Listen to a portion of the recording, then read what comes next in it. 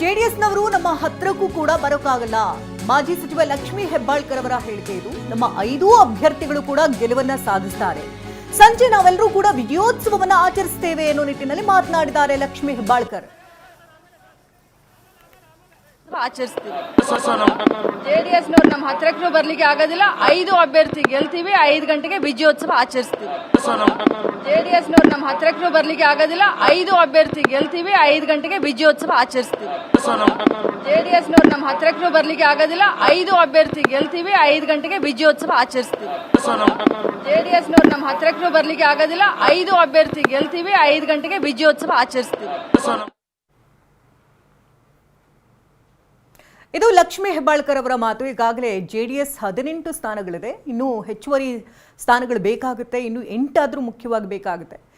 ಆದರೆ ಈಗಾಗಲೇ ಕಾಂಗ್ರೆಸ್ನಲ್ಲಿ ಹೈಜಾಕ್ ಮಾಡುವಂತಹ ನಿಟ್ಟಿನಲ್ಲಿ ಮಾತುಕತೆಗಳು ಆಗಿದೆ. ಆದರೆ ಅದು ಸಾಧ್ಯವಾಗುತ್ತಾ ಇಲ್ವಾ ಅನ್ನೋದು ಸಂಜೆ 5 ಗಂಟೆಗೆ ಒಂದು ಕ್ಲಾರಿಟಿ ಕೂಡ ಸಿಗುತ್ತೆ. ಲಕ್ಷ್ಮೀ ಹೆಬ್ಬಾಳ್ಕರ್ ಅವರು ಹೇಳ್ತಾ ಇರೋ ಮಾತು, ಅವ್ರು ನಮ್ಮ ಹತ್ರಕ್ಕೂ ಕೂಡ ಬರೋದಿಲ್ಲ. ನಾವು 5 ಅಭ್ಯರ್ಥಿಗಳೇನು ಅಖಾಡದಲ್ಲಿದ್ದಾರೆ, ಆ 5 ಅಭ್ಯರ್ಥಿಗಳು ಕೂಡ ಗೆಲುವನ್ನು ಸಾಧಿಸ್ತಾರೆ. ಕಾದು ನೋಡ್ತಾರೆ. ಸಂಜೆ 5 ಗಂಟೆಗೆ ನಾವೆಲ್ಲರೂ ಕೂಡ ಒಟ್ಟಿಗೆ ಸೇರಿ ವಿಜಯೋತ್ಸವವನ್ನು ಆಚರಿಸ್ತೇವೆ ಅಂತ ಲಕ್ಷ್ಮೀ ಹೆಬ್ಬಾಳ್ಕರ್ ಮಾತನಾಡ್ತಿದ್ದಾರೆ. ಜೊತೆಗೆ ಈಗಾಗಲೇ ಆಡಳಿತ ಪಕ್ಷ ಕಾಂಗ್ರೆಸ್ಸೇ ಆಗಿರೋದ್ರಿಂದ ಸಂಖ್ಯಾಬಲ ಕೂಡ ಬಹುದೊಡ್ಡದಾಗಿದೆ. ಇನ್ನು 100ಕ್ಕೆ 100ರಷ್ಟು ನಾವೇ ಗೆಲ್ತೀವಿ. ಅಡ್ಡ ಮತದಾನ ಬಿಜೆಪಿ ಜೆಡಿಎಸ್ ನಲ್ಲಿ ಆಗಬಹುದು, ನಮ್ಮಲ್ಲಿ ಆಗಲ್ಲ ಅಂತ ವಿಧಾನಸೌಧದಲ್ಲಿ ಸಚಿವ ಎಂಬಿ ಪಾಟೀಲ್ ಮಾತಾಡಿದ್ದಾರೆ. ನಮ್ಮಲ್ಲಿ ಕ್ರಾಸ್ ವೋಟಿಂಗ್ ಆಗೋ ಚಾನ್ಸಸ್ ಇಲ್ಲ, 100ಕ್ಕೆ 100 ನಾವೇ ಗೆಲ್ತೀವಿ ಅಂತ ಹೇಳಿದ್ದಾರೆ. ಮತ ಹಾಕಿದ್ರೆ ಅದು ಬಿಜೆಪಿ ಮತ್ತು ಜನತಾದಳದಲ್ಲಿ ನಮ್ಮ 5 ಕ್ಯಾಂಡಿಡೇಟ್ಗಳು 4 ಗಂಟೆಗೆ ನಿಮ್ಗೆ ರಿಸಲ್ಟ್ ಗೊತ್ತಾಗುತ್ತೆ. 100ಕ್ಕೆ 100 ನಾವು ಗೆಲ್ತೀವಿ. ಗೊತ್ತಿಲ್ಲ, ಅದು ಕಾದ್ ನೋಡಿ.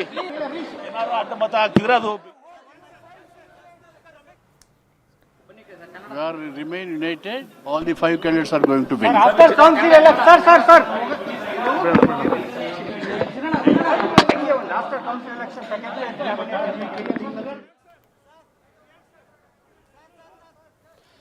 ಸೊ ಇದು ಸಚಿವ ಎಂಬಿ ಪಾಟೀಲ್ ಅವರ ಪ್ರತಿಕ್ರಿಯೆ. ಅಂದ್ರೆ ಈಗ ಕಾಂಗ್ರೆಸ್ನ 4 ಅಭ್ಯರ್ಥಿಗಳು ಗೆಲ್ಲೋದಕ್ಕೆ ಅದಕ್ಕೆ ಯಾವುದೇ ತೊಂದರೆ ಇಲ್ಲ. ಆದರೆ 5ನೇ ಅಭ್ಯರ್ಥಿಯನ್ನ ಕಣಕ್ಕಿಳಿಸಿದ್ದಾರೆ. ಆದರೆ ಅದಕ್ಕೆ ಅಗತ್ಯ ಮತಗಳು ಕಾಂಗ್ರೆಸ್ ಬಳಿ ಇಲ್ಲ. ಆದರೆ ಕಾಂಗ್ರೆಸ್ನ ಎಲ್ಲ ನಾಯಕರು ವಿಶ್ವಾಸ ವ್ಯಕ್ತಪಡಿಸ್ತಾ ಇರೋದು 5 ಅಭ್ಯರ್ಥಿಗಳನ್ನು ಗೆಲ್ಲಿಸ್ಕೊಳ್ತೀವಿ, ನಮ್ಮ ಕಡೆಯಿಂದ ಯಾವುದೇ ಕ್ರಾಸ್ ವೋಟಿಂಗ್ ಆಗಲ್ಲ, ಬದಲಿಗೆ ಬಿಜೆಪಿ ಮತ್ತು JDSನ ನಾಯಕರೇ ಅಡ್ಡ ಮತದಾನ ಮಾಡ್ತಾರೆ, ಹೀಗಾಗಿ ನಮ್ಮ 5 ಅಭ್ಯರ್ಥಿಗಳು ಗೆಲ್ತಾರೆ ಅನ್ನುವಂಥದ್ದನ್ನೇ ಎಲ್ಲರೂ ಕೂಡ ಹೇಳ್ತಿದ್ದಾರೆ, ಆತ್ಮವಿಶ್ವಾಸ ವ್ಯಕ್ತಪಡಿಸ್ತಾ ಇದ್ದಾರೆ. ಬಿಜೆಪಿ ಉಚ್ಚಾಟಿತ ಶಾಸಕರು ಈಗಾಗಲೇ ಕಾಂಗ್ರೆಸ್ಗೆ ಓಟ್ ಹಾಕೋ ರೀತಿಯಲ್ಲಿದ್ದಾರೆ. ಆದರೆ ಅದನ್ನು ಬಹಿರಂಗವಾಗಿ ಹೇಳಿಲ್ಲ. ಗುಪ್ತ ಮತದಾನ ಅನ್ನೋ ಕಾರಣಕ್ಕೆ ಅದನ್ನು ಹೇಳಲ್ಲ ಅನ್ನೋದು ಬಿಟ್ಟರೆ ಆತ್ಮಸಾಕ್ಷಿಯ ಮತದಾನ ಅಂತ ಹೇಳಿದ್ದಾರೆ. ಕಾಂಗ್ರೆಸ್ನ ಒಟ್ಟು 135 ಶಾಸಕರು, ಅದರ ಜೊತೆಗೆ ಪಕ್ಷೇತರು, ಬಿಜೆಪಿಯ ಉಚ್ಚಾಟಿತ ಶಾಸಕರು ಎಲ್ಲ ಲೆಕ್ಕಾಚಾರ ಇಟ್ಕೊಂಡು 5 ಅಭ್ಯರ್ಥಿಗಳನ್ನು ಗೆಲ್ಲಿಸ್ಕೊಳ್ಬೇಕು ಅನ್ನೋದು ಕಾಂಗ್ರೆಸ್ನ ಲೆಕ್ಕಾಚಾರ. ಮತ್ತೊಂದು ಕಡೆ ಬಿಜೆಪಿಯ 2 ಅಭ್ಯರ್ಥಿಗಳು ಗೆಲ್ಲೋದಕ್ಕೆ ಅವರಿಗೆ ತೊಂದರೆ ಇಲ್ಲ. JDS ಬಳಿ 18 ಓಟ್ಗಳಿದೆ. ಸೊ ಈಗ JDSನ ಓರ್ವ ಅಭ್ಯರ್ಥಿ, ಕಾಂಗ್ರೆಸ್ನ 5ನೇ ಅಭ್ಯರ್ಥಿ, ಈ ಇಬ್ಬರಲ್ಲಿ ಯಾರ ಕಡೆಗೆ ಕ್ರಾಸ್ ವೋಟಿಂಗ್ ಆಗುತ್ತೆ ಅವರ ಗೆಲುವಿನ ಸಾಧ್ಯತೆ ಇರುತ್ತೆ. ಕಾಂಗ್ರೆಸ್ ಅವರು ಬಹಳ ವಿಶ್ವಾಸದಲ್ಲಿದ್ದಾರೆ. JDS ಅಲ್ಲಿ ಬಿಜೆಪಿಯಲ್ಲಿ ಕ್ರಾಸ್ ವೋಟಿಂಗ್ ಆಗುತ್ತೆ, ಅವ್ರ ಮತಗಳು ಕೂಡ ನಮ್ಮ ಅಭ್ಯರ್ಥಿಗೆ ಬರುತ್ತೆ. ಆದರೆ ನಮ್ಮಲ್ಲಿ ಯಾವುದೇ ಕಾರಣಕ್ಕೂ ಅಡ್ಡ ಮತದಾನ ಆಗಲ್ಲ ಅಂತ ಎಂಬಿ ಪಾಟೀಲ್ ಹೇಳ್ತಾ ಇದ್ರು. ಇನ್ನು ಅದಕ್ಕೆ ಮುಂಚೆ ಲಕ್ಷ್ಮೀ ಹೆಬ್ಬಾಳ್ಕರ್ ಮಾತಾಡುವಾಗ ಕೂಡ ಅದೇ ಮಾತುಗಳನ್ನು ಹೇಳ್ತಾ ಇದ್ರು. ಸೊ ಈಗ ವಿಧಾನಸೌಧದ ಸಮೀಪ ಸಿದ್ದರಾಮಯ್ಯ ಅವರು ಆಗಮಿಸ್ತಾ ಇರುವಂಥ ನೇರ ದೃಶ್ಯಗಳನ್ನು ಗಮನಿಸ್ತಾ ಇದ್ವಿ. ನಿನ್ನೆ ರೆಸಾರ್ಟ್ನಲ್ಲಿ ಶಾಸಕರ ಜೊತೆಗೆ ಅವರು ಕೂಡ ಇದ್ದರು. ನಿನ್ನೆ ಅಲ್ಲಿ ಮಾಕ್ ವೋಟಿಂಗ್ ಮಾಡಿದ್ರು. ಅಂದರೆ ಅದರದೊಂದು ಅಣಕು, ಯಾವ ರೀತಿ ವೋಟಿಂಗ್ ಮಾಡಬೇಕು ಅನ್ನೋದರ ಒಂದು ಪ್ರಾಕ್ಟೀಸ್ ನಡೆಸಿದ್ರು. ಆ ಸಂದರ್ಭದಲ್ಲೂ ಕೂಡ ಹಾಜರಿದ್ದರು. ಶಾಸಕರಿಗೆ ಎಲ್ಲ ರೀತಿಯ ಸಲಹೆ ಸೂಚನೆಗಳನ್ನು ಕೊಟ್ಟಿದ್ದರು ಮಾಜಿ CM ಸಿದ್ದರಾಮಯ್ಯ. ಇದೀಗ ಅವರು ವಿಧಾನಸೌಧಕ್ಕೆ ಆಗಮಿಸಿದ್ದಾರೆ, ಒಳಗೆ ತೆರಳುತ್ತಿದ್ದಾರೆ. ಮೋಸ್ಟ್ಲಿ ವೋಟಿಂಗ್ ಬೂತಿಗೆ ಹೋಗ್ತಿದ್ದಾರೆ ಅಂತ ಅನ್ಸುತ್ತೆ ಮತ ಚಲಾಯಿಸೋದಕ್ಕೆ. 135 ಶಾಸಕರ ಪೈಕಿ ಬ್ಯಾಚ್ ವೈಸ್ ಬರ್ತಿದ್ದಾರೆ. ಕಾಂಗ್ರೆಸ್ ಶಾಸಕರು ಬಸ್ಗಳಲ್ಲಿ ಬಂದು ಮತದಾನ ಮಾಡೋದಕ್ಕೆ ಮುಂದಾಗ್ತಿದ್ದಾರೆ. ಆದರೆ ಸಿದ್ದರಾಮಯ್ಯನವರು ಪ್ರತ್ಯೇಕವಾಗಿ ಬಂದಿರೋದನ್ನು ನಾವು ನೋಡ್ತಾ ಇದ್ವಿ. ಒಬ್ಬೊಬ್ಬರೇ ನಾಯಕರು ಬಂದವರೆಲ್ಲ ಇವತ್ತಿನ ಮತದಾನದ ಬಗ್ಗೆ ಪ್ರತಿಕ್ರಿಯಿಸ್ತಾ ಇದ್ರು. ಕಾಂಗ್ರೆಸ್ಗೆ ಅಡ್ಡ ಮತದಾನದ ಭೀತಿ ಇದ್ದಿದ್ದು ಹೌದು, ಅಥವಾ ಮುಜುಗರಕ್ಕೆ ಒಳಗಾಗಬಾರ್ದು ಅನ್ನೋ ಕಾರಣಕ್ಕೆ ಎಲ್ಲ ಶಾಸಕರನ್ನು ರೆಸಾರ್ಟಿಗೆ ಶಿಫ್ಟ್ ಮಾಡಿದ್ದು ಆಯಿತು. ಎಲ್ಲರನ್ನು ತಮ್ಮ ನಿಯಂತ್ರಣದಲ್ಲಿ ಇಟ್ಕೊಳ್ಬೇಕು, ಯಾವುದೇ ಕಾರಣಕ್ಕೂ JDS ಕಡೆಗೆ ನಮ್ಮ ಓಟ್ಗಳು ಹೋಗಬಾರ್ದು ಅನ್ನೋ ಕಾರಣಕ್ಕೆ DK ಶಿವಕುಮಾರ್ ಅದಕ್ಕೆ ಬಹಳ ರಣತಂತ್ರಗಳನ್ನು ಹಿಡಿದು ತಮ್ಮ ಶಾಸಕರನ್ನೆಲ್ಲ ಒಟ್ಟಾಗಿ ರೆಸಾರ್ಟ್ನಲ್ಲಿ ಇರಿಸ್ಕೊಂಡು ಇವತ್ತು ಒಂದೊಂದೇ ಬಸ್ಗಳಲ್ಲಿ ಅವರನ್ನು ಬ್ಯಾಚ್ ವೈಸ್ ಕಳಿಸ್ತಾ ಇದ್ದಾರೆ. ಆದರೆ ಮಾಜಿ ಮುಖ್ಯಮಂತ್ರಿ ಸಿದ್ದರಾಮಯ್ಯನವರು ಈಗಷ್ಟೇ ವಿಧಾನಸೌಧಕ್ಕೆ ಬಂದು ಒಳಗೆ ಹೋದಂಥ ದೃಶ್ಯ ನಾವು ಗಮನಿಸ್ತಾ ಇದ್ವಿ.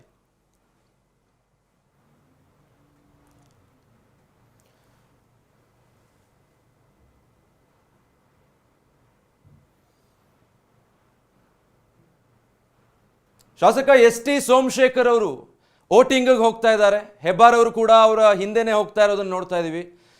ಇಬ್ಬರು ಕೂಡ ಇದಕ್ಕೆ ಮುಂಚೆ TV9 ಜೊತೆ ಮಾತಾಡಿದ್ರು. BJP ಅವರು ಕನಿಷ್ಠ ಸೌಜನ್ಯಕ್ಕಾದರೂ ನಮ್ಮ ಬಳಿ ಮಾತಾಡಲಿಲ್ಲ ಅನ್ನುವಂಥದ್ದನ್ನು ಹೇಳ್ತಿರು. ಸೊ ಇಬ್ಬರು ಈಗಾಗಲೇ ತಮ್ಮ ಹಕ್ಕು ಚಲಾಯಿಸಿದ್ದಾರೆ, ಮತ ಚಲಾಯಿಸಿದ್ದಾರೆ ಅನ್ನೋ ಮಾಹಿತಿ ಈಗ ಸದ್ಯ ಲಭ್ಯ ಆಗ್ತಾ ಇರೋದು. ಕನಿಷ್ಠ JDSನವರಾಗಲಿ ಅಥವಾ BJP ಅವರಾಗಲಿ ನಮ್ಮನ್ನು ಸಂಪರ್ಕ ಮಾಡೇ ಇಲ್ಲ. ಸೌಜನ್ಯಕ್ಕಾದರೂ ನಮ್ಮ ಹತ್ರ ಒಂದು ಫೋನ್ ಕಾಲಲ್ಲೂ ಮಾತಾಡಿಲ್ಲ. ಹೀಗಾಗಿ ನಾವು ಆತ್ಮಸಾಕ್ಷಿಯ ಮತದಾನ ಮಾಡ್ತೀವಿ ಅಂತ ಹೆಬ್ಬಾರ್ ಹೇಳಿದರು. ಆದರೆ ಎಸ್ ಟಿ ಸೋಮಶೇಖರ್ ನಿಮ್ಮ ಸಹಕಾರ ನಮಗಿದ್ರೆ ನಮ್ಮ ಸಹಕಾರ ನಿಮಗಿರುತ್ತೆ ಅನ್ನೋ ಮಾತುಕತೆ ಆಗಿದೆ. ಮುಖ್ಯಮಂತ್ರಿಗಳು ನಮ್ಮನ್ನು ಕರೆಸಿದ್ರು, ಮಾತಾಡಿದ್ದೀವಿ, ವಿಶ್ವಾಸ ಇದೆ. ನಮ್ದೇನಿದ್ರು ನಮ್ಮ ಕ್ಷೇತ್ರಕ್ಕೆ ಸಂಬಂಧಪಟ್ಟಂತಹ ಕೆಲಸ, ಅಭಿವೃದ್ಧಿ, ಅದಕ್ಕೆ ಯಾರು ನಮಗೆ ಪೂರಕವಾಗಿರ್ತಾರೆ, ಬೆಂಬಲವಾಗಿರ್ತಾರೆ, ಅವರಿಗೆ ನಮ್ಮ ಬೆಂಬಲ ಇರುತ್ತೆ ಅನ್ನೋ ಅರ್ಥದಲ್ಲಿ ಎಸ್ ಟಿ ಸೋಮಶೇಖರ್ ಮಾತಾಡಿದರು.